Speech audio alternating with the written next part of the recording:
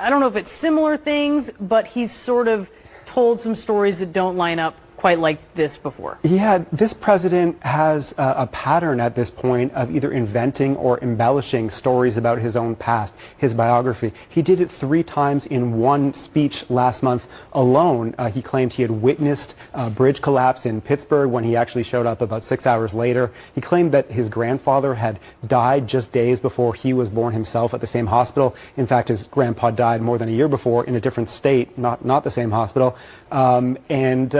And he also repeated a favorite false story that I and others have debunked over and over again about a supposed conversation with an Amtrak train conductor he was friends with, who was actually deceased at the time the conversation would have had to take place. And that's not all. There are some more serious ones in my view. Previously in his presidency, he claimed at one point he'd been arrested during a civil rights protest when, in other versions of the story, he just said an officer had taken him home from a protest. He said he had visited the Pittsburgh synagogue where worshippers were killed in a 2018 mass shooting. In fact, he had actually spoken to the rabbi, but never went.